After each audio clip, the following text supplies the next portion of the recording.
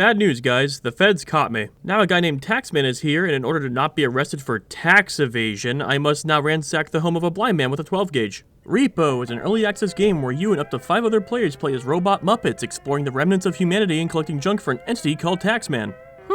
This sounds kind of familiar, doesn't it? I'm just gonna rip the band-aid off right out the gate. The game is clearly very inspired by Lethal Company and other games like it. It also just released in early access a little less than a week ago at the time of the recording. However, don't let these details dissuade you from giving it a look. It's a current top seller on Steam with overwhelmingly positive reviews for a reason. What reason, you ask? Well, stay tuned and find out. As always, I'll be breaking this review down into the good, the bad, and my overall thoughts, so sit back and relax. Maybe even consider hitting that like and subscribe button. I mean, or don't. You do you. I'm not your mom. Let's collect taxes while we discuss the good parts. Repo actually does a fantastic job at setting itself apart from other games of the same style. In fact, while it may be inspired by Lethal Company, it does enough stuff differently that it feels like its own deal. For starters, the game in its entirety is a physics-based game. You and every monster in the game is affected by physics in some way, and you also use what I can only describe as a wet pasta noodle version of a Garry's Mod physics gun beam to lift up items. Like, almost down to the note. You pick up items with it, you rotate it around, you can even throw items that mock Jesus towards your friends. But it's impacted by object weight. The heavier the object,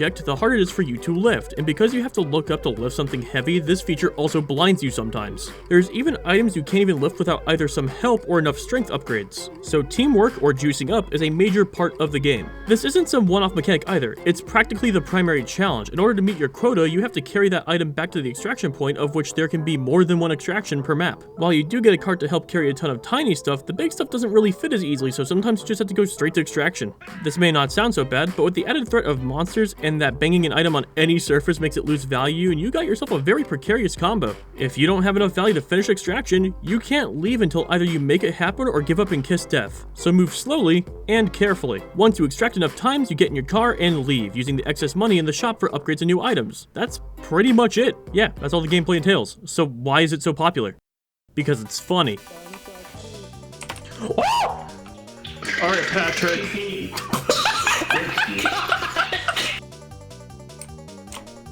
I'm good, thanks. Nope, we're good. We're good. You know what? It's a whole lot of nope. It's a whole lot of nope.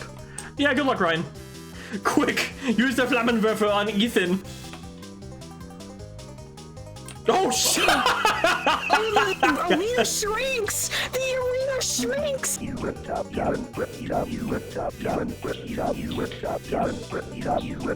Have at you, foul beast!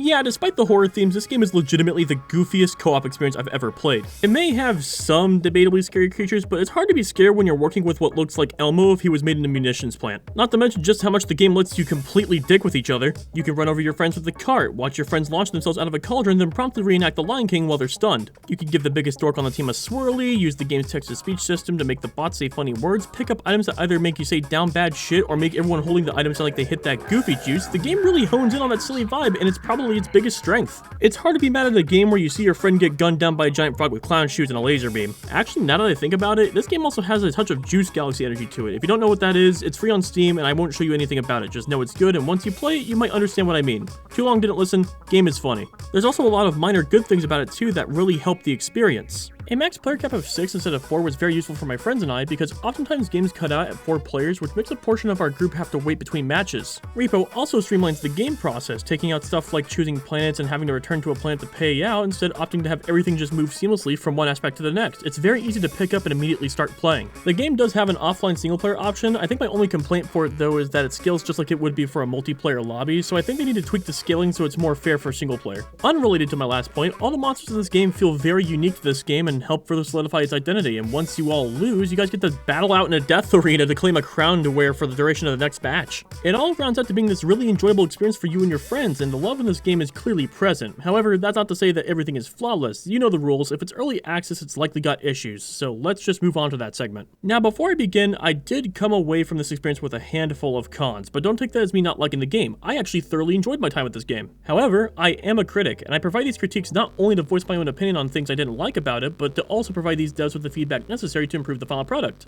That fair? Okay, I'm just gonna come in with a haymaker. Being dead is easily the worst part of the game. Now, I know I'm gonna get some of my comments saying, well, duh, it's because you aren't playing, which is true. The problem is not that I'm dead, it's how long it usually takes to stop being so. And in order for you to understand just how bad being dead is in the game, I have to actually talk about the other downsides first because it will further cement why it's a problem. For one, this game's method of teaching is trial and error. This design philosophy by itself is fine. The prospect that failing will teach you what not to do next time has been used through gaming since the beginning. Name any Mario game ever that doesn't have an invincible character and you already know what trial and error looks like. However, there's typically two main details that prevent this process from being annoying: a fast respawn time and with an easy to understand failure reason. You fell into pit, you died because you fell into pit.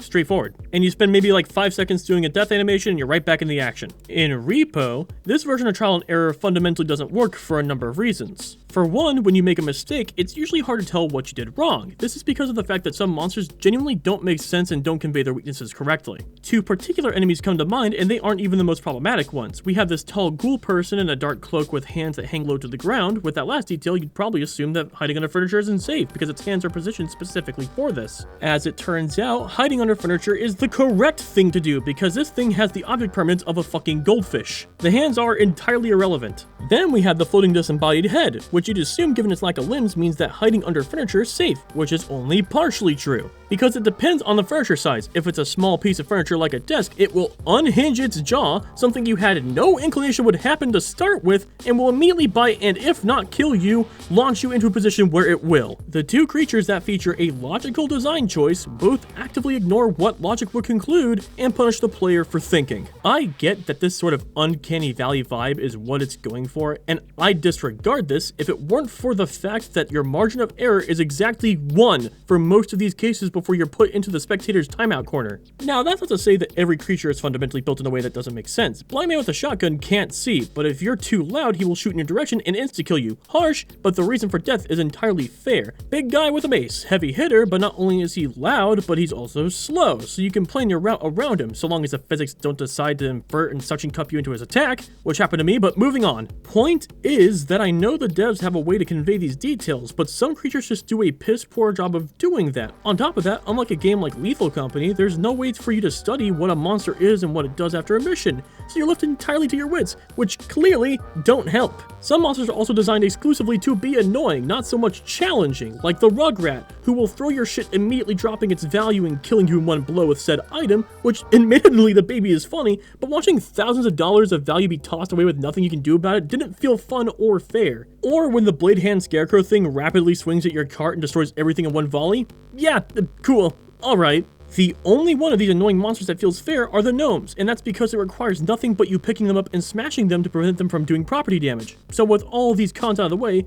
why is death so bad? Well, let's start with the fact the game is built on the prospect of slow and steady wins the race. With the careful traversal required for big items, the stealth required to avoid death, it makes the game fundamentally slow, which isn't a bad thing for the game, but it's a bad thing for the players who are dead. Given all the difficult, weird stuff the game throws your way, you will be dying quite often. So while dead, you are forced to spectate your friends who are alive having a grand old time without you, which tends to lead to dead players waiting around 10 minutes just to get back into the game, with nothing but a spectator screen and nothing else to do. Starting to see how death is problematic now? It's not dying that's the problem. It's what you get to do while you're dead, which is nothing, for an indeterminate amount of time. Unlike Lethal Company, there's no timer. There's no limit to how long you can spend on a level or even on an extraction objective. You are spending the entire time waiting for you to either get extracted or waiting for the mission to be over so you can respawn for the next one. With the fact that the most extractions I have seen in a level has been 3, if they don't find your head and you die before the first one is even finished, guess who's waiting until they do all 3 extractions? You get no activity while you wait, no interesting tips to help prevent you from dying to begin with, and no cool purgatory state where you roam the map as a ghost. Now I know someone will say, well, just look at your phone then, but I'd argue that if a solution to a problem is to not engage with the game until it allows you to engage with it, that's poorly designed. A game shouldn't deliberately design itself to make you uninterested, and I doubt that's what the devs want either. That being said, I do have some ideas on how to fix it, which we'll go over with the final thoughts. Despite the tirade I just went on, Repo is an incredibly fun game. Even though I did come out with a good chunk of problems with it, they didn't destroy my ability to enjoy the game, and I know this team will likely iron them out with time. This game is pretty well polished for a game that's only a week into its early access release, and I have high hopes for the future of it. As for how to fix the problems I brought up, I think the best thing you can actually do is provide either an activity that they can do while they're in the spectator screen, or do that cool thing that like Barry did where you can run around the map as a ghost and just harass your friends without impacting the game all too much, because at least then you're doing something. I mean, hell, maybe even just throwing the log about the thing that just killed them, so it's like, hey, here's how you avoid dying to this thing next time. Also, maybe add an item to the game that can revive players. Just an idea. I'm just shooting one out there. Maybe there is one, I didn't find it. I don't know. That being said, that's all I got for you guys today. If you want to see more content like this, you know what to do. But until then, this has been the Bottom Dweller. Just let me know when I respawn.